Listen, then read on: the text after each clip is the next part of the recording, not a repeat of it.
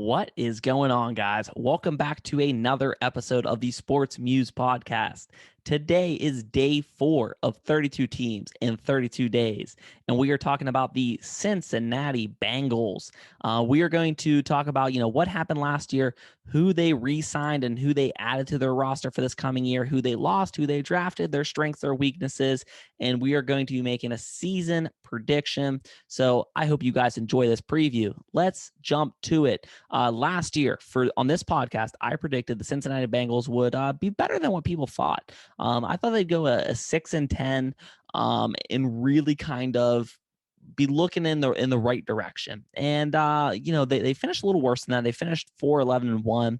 But if you look at the games before Burrow got hurt, they were really on the right track. Joe Burrow, who I had a little bit of trepidation about, he had one great, fantastic, maybe the greatest year ever for a college quarterback. And other than that, he didn't really do anything in college. And I was kind of worried that maybe he's kind of flash in the pan. I was wrong. Thus far, I was wrong. I'm hoping he comes back full health.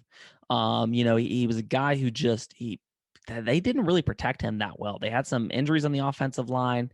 And we'll jump into that a little bit about my kind of take on the Bengals offensive line, because some Cincinnati fans have not been a huge fan of me on my take about the Cincinnati Bengals offensive line. So you look at them, they went 4-11-1. But like I said, they were competitive, and I think they are, going in the right direction, because I think they did some really good things to help shore up that roster. So we look at their additions and re-signings. They get Trey Hendrickson from the Saints, Riley Reif, Mike Daniels, Eli Apple, Awuzie, and Mike Hilton. I'm a Steelers fan, and the Mike Hilton loss really, really sucks. I think that is a great addition to that Cincinnati Bengals roster. So I think they actually did a really good job. They showed up that defense that wasn't great.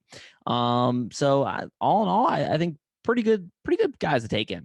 As far as departures, they lose Giovanni Bernard, AJ Green, John Ross, Bobby Hart, BJ Finley, Carl Lawson, Gino Atkins, Mackenzie Alexander, and William Jackson III. There's some losses there. I think Carl Lawson's a guy who I love coming out of college. I think Cincinnati ended up getting him in the 3rd round, which I thought was a great grab for Cincinnati at that time. But he signed a huge contract, and I get it. They decided they would go in a different direction.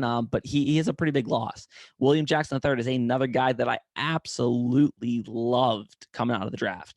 I don't think he's been as good as I kind of thought he would be, but I think he's been a very, very solid guy. He's had certain games where he's locked down elite receivers, and he's had other games where he's gotten a little handsy, a little jumpy.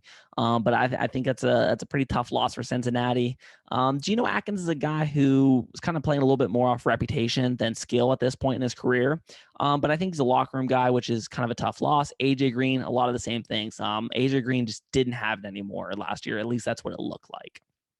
When we go to the draft picks, and here's where Cincinnati Bengals got really just mad at me. They go out and get Ja'Marr Chase, who, again, I'm going to restate this because I did this in my draft breakdown. I love Ja'Marr Chase. I think he's the real deal. I think he's an absolute electric receiver, and I think he's going to be a very, very, very good receiver for a very long time. I think they should have went Penei Sewell. The reason being is you have to do anything and everything, even if Joe Burrow doesn't have anybody to throw the ball to, which he does. They have some talent in that area.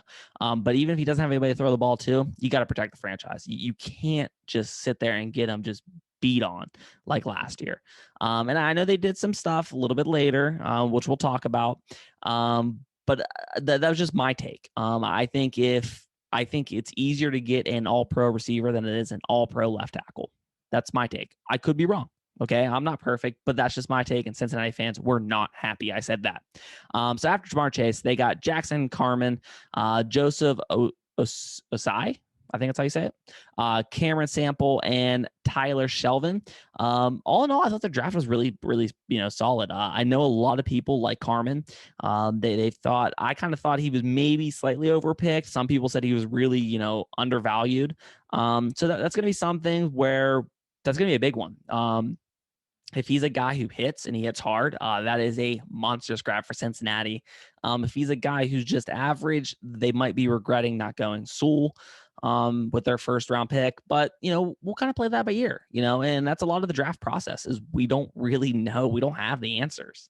As far as team strengths go, they have some real firepower on offense. Burrow can easily be in the MVP race for the next, 12 years.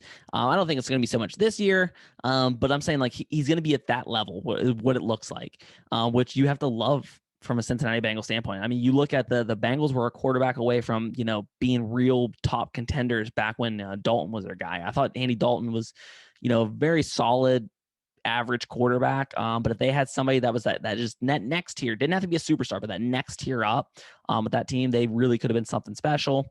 And I think Joe Burrow can easily be that guy and exceed those expectations. I don't think we've seen anywhere close to the best of Joe Mixon. I think that's where the offensive line really hurt him again last year, is they could not get Mixon going. I mean, he was constantly getting hit a yard or two in the backfield. And then you just load up on the pass. We saw that, Burrow, I think it was a Thursday night game, broke the all-time attempts record for a rookie quarterback. That's not somewhere you want to be as a rookie quarterback when you kind of have that bullseye on your back that they're dropping back every play. So I think Joe Mixon's an elite running back. I think he's a very good pass catcher, probably a little bit underrated in that aspect. You look at the receivers, like I said, they got Jamar Chase, absolute playmaker. Tyler Boyd has been a guy who's just been flying under the radar his entire career since he played at Pitt. And Higgins is a guy who he didn't test super great athletically, but he's a guy who knows how to play football. So he's a guy that, they ended up grabbing last year who people were like, he'll be all right. I think he did really well for a rookie receiver, which is a hard position to learn coming in as a rookie.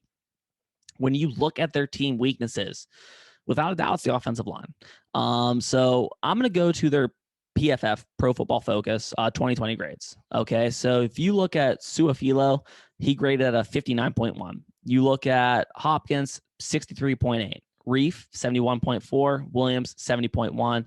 And Carman, probably going to start. It's going to be a rookie. So, you have two guys, Reef and Williams, who are about average as far as grades. And then you have two guys who are far below average. And then you have a rookie. That just makes me worry, man, with Burrow coming off that knee surgery. And again, I always think back to the Texans when they had David Carr, and we don't know what David Carr could have been. He literally got ruined because he got hit so many times that he was gun shy. We see that, like, look at the Steelers now. Ben Roethlisberger's kind of gun shy, and we see that with older quarterbacks. Brady's the exception. He doesn't get happy feet, but Ben kind of had a happy feet last year, and we see young quarterbacks get that when they just get obliterated early in their career. So I really hope that doesn't happen to Joe Burrow, and I hope some of those guys step up. I hope Carman's a guy who can play immediately at a fairly high level for Cincinnati. Let's go to biggest question marks. And I think right now, when I look at their question marks, is I talked about Joe Burrow. Can they protect him from getting sacks, but also can they protect him from just not getting unnecessary hits? When I look at it, sack numbers can sometimes be deceiving, because sometimes you just kind of get bogus sacks that, when you look at the stat sheet at the end of the game, it doesn't really depict of if you actually watch the game and study the game. But there's some times where, you don't get the sack, but you get a quarterback hit, which can mean multiple different things. But there's some times we saw Joe Burrow didn't get sacked last year, but got hammered. Can Zach Taylor scheme up some things to, get the ball out of Burrow's hand quickly? Can they scheme up some things that, help get him some extra protection? Can they scheme up the run game so they don't key in on Joe Burrow? So that's going to be the biggest thing, I think, for the Cincinnati Bengals. As far as this season, the Bengals are probably the worst team in the AFC North. Okay, and that's not disrespect. They could compete with the Pittsburgh Steelers. We don't really know. Pittsburgh Steelers have a lot of questions. I think the Browns and the Ravens are definitely the 1-2 of that division.